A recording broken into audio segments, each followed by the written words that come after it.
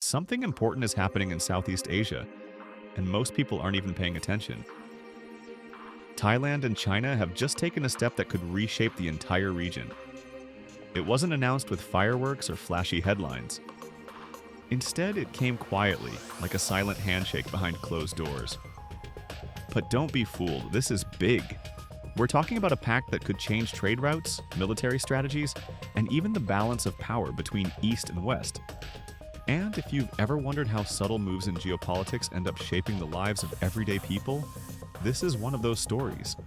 China's acceptance of Thailand's offer isn't just about friendship.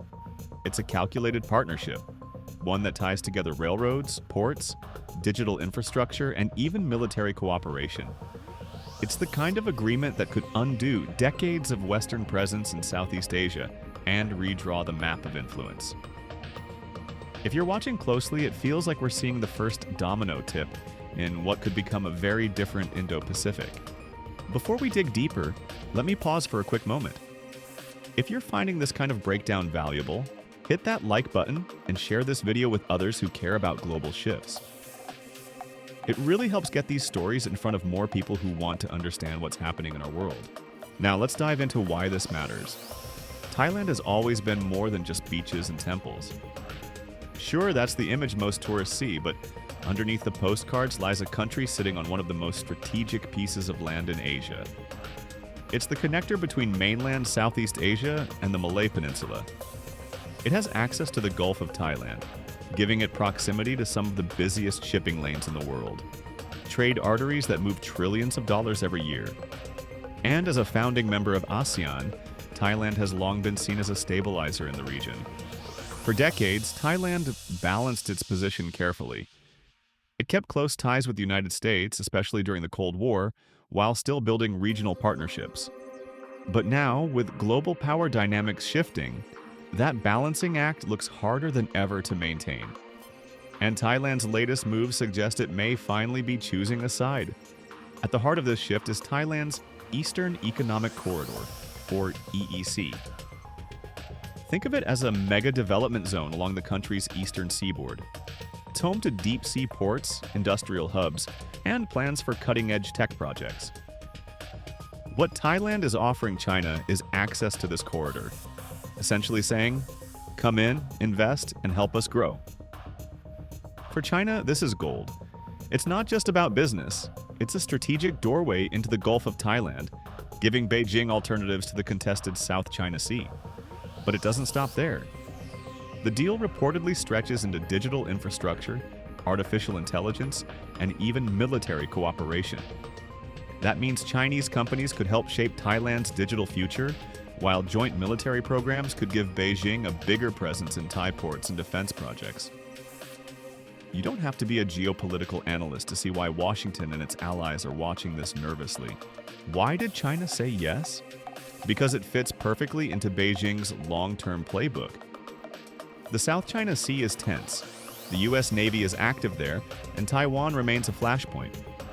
So China is looking for backup routes, ways to keep its economy and influence flowing no matter what. And Thailand, with its central location and relatively pragmatic approach to diplomacy, offers just that. One of the biggest game changers is the China-Thailand high-speed railway. Stretching hundreds of kilometers from Bangkok up through Laos into China, this isn't just about getting passengers from A to B faster. This rail line is a lifeline for trade. Once fully connected, goods can move quickly from China through Thailand and beyond, bypassing risky waters patrolled by American warships. For Beijing, it's not just steel and tracks, it's insurance. Insurance against blockades, conflicts, or anything that might disrupt maritime trade. For Thailand, though, this is a gamble. The country has long benefited from playing the middle, working with both the West and the East without committing too much to either. But the scale and speed of Chinese investment are hard to ignore.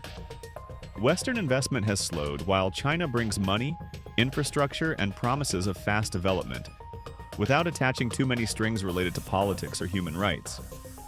For a government looking to modernize quickly, that's an appealing offer. Still, every gamble comes with risk. Moving too close to China could strain relations with the United States. Washington has already shown signs of unease. After all, Thailand isn't just another partner, it's been a major non-NATO ally of the US for decades. If Thailand shifts too far, it risks not only cooling those ties but also losing access to certain Western markets, technologies, and security arrangements. That's a heavy price to pay for short-term growth. And here's where things get even more interesting. ASEAN. This regional bloc was created to keep Southeast Asia united, but Thailand's pivot could put stress on that unity. Some countries like Cambodia and Laos are already closely tied to China. Others, like Vietnam and the Philippines, remain wary due to territorial disputes. So if Thailand leans hard toward Beijing, ASEAN could find itself more divided than ever, struggling to act with one voice in a time when unity is badly needed. Let me pause here with a question. What do you think? Is Thailand making a smart move by embracing China, or is it stepping into dangerous territory by moving away from its old partners? Drop your thoughts in the comments. I'd love to hear how you see this unfolding. Beyond economics and diplomacy, there's the digital future. China's digital Silk Road is spreading its influence globally, and Thailand looks like the next stop. Huawei and other Chinese tech giants are already active there, building 5G networks, smart cities, and AI-driven systems. On one hand, this could leapfrog Thailand into the digital age. On the other, it raises tough questions. What happens to privacy, sovereignty, and freedom when your infrastructure is deeply tied to China's tech ecosystem? Then comes the military angle. Reports suggest China may get greater access to Thai ports, places like Lam Chabang, which could become logistical hubs for the Chinese Navy. For Beijing, that's a dream scenario, a foothold in the Gulf of Thailand, and easier access to the Indian Ocean. For Washington and regional neighbors, though, it's a red flag. If Chinese ships start showing up regularly, the balance of naval power in the region shifts dramatically. So where does all this leave Thailand? At a crossroads. It has the chance to supercharge its economy and leap ahead in technology and infrastructure. But it also risks becoming too dependent on Beijing, and possibly losing the flexibility it once had to maneuver between global powers. In geopolitics, flexibility is power. Once you give that up, it's hard to get back. As we watch this play out, one thing is clear. This isn't just about Thailand. It's about the future of Southeast Asia.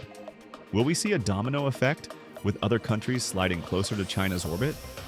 Or will this create new fractures in ASEAN, leaving the region more divided and vulnerable? Either way, China's acceptance of Thailand's offer is more than just a deal. It's a message, a signal that the Indo-Pacific is changing. Alliances are shifting, and the balance of power is being rewritten in real time. If you've stuck with me this far, thank you. This is a story worth watching closely because it could affect everything from trade and technology to security and sovereignty in one of the world's most dynamic regions. And with that, I'll wrap it up here. If you enjoyed this breakdown and want to stay updated on stories that cut through the noise and explain what's really going on, don't forget to hit like, subscribe, and ring that notification bell. Thanks for watching, and I'll see you in the next one.